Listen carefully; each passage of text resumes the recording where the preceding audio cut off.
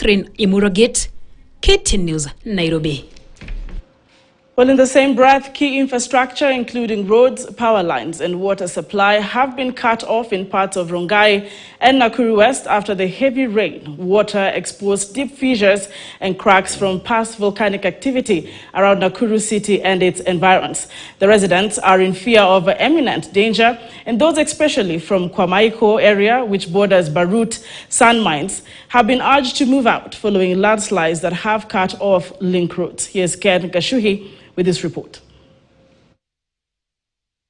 You will be forgiven for mistaking these deep gullies for a dry riverbed, but 4 days ago this was a busy road leading to the residential Kabasis estate in Rongai. Following heavy rains, the road has developed deep gullies, making the area inaccessible on this route by any means. From Tuesday, Monday last week hapa palikuwa panapitika, lakini kutokana na mvua ambayo imezidi tunakaa na wasiwasi sana kwa sababu huwezi jua siku itakayofuata itakuwaje. The gullies continue to expand every day, leaving some of the homes and schools on the edge. Water network and power lines have already been damaged. Maji haya yameweza kuchanganyika na maji taka.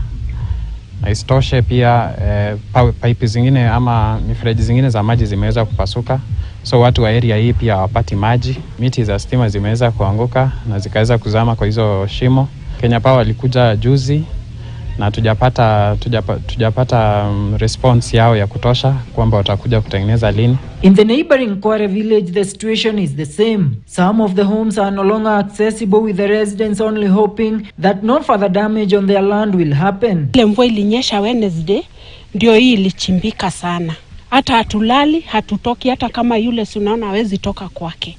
Unaona huyu hawezi toka kwake. Hii shimo imetuangaisha, hata nyinyi mnaona hii hatuwezi.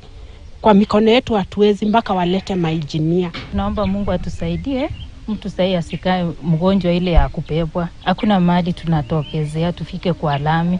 The gullies have been linked to past volcanic activity around here, with the large water volumes from higher grounds exposing the loose volcanic soil with ease. Kuna wakati hii maji inakuja mpaka inapotelea chini na hatujui mahali inaenda.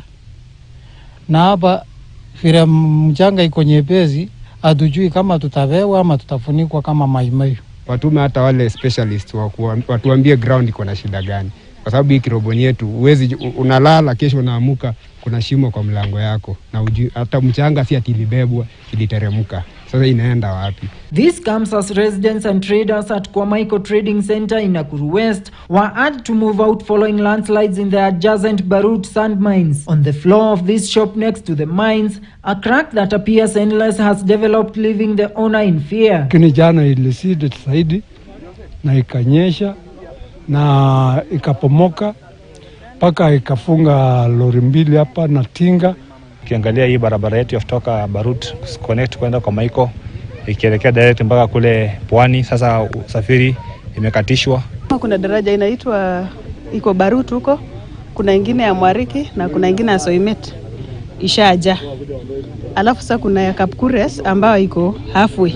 Ken Gashuhi, KTN News.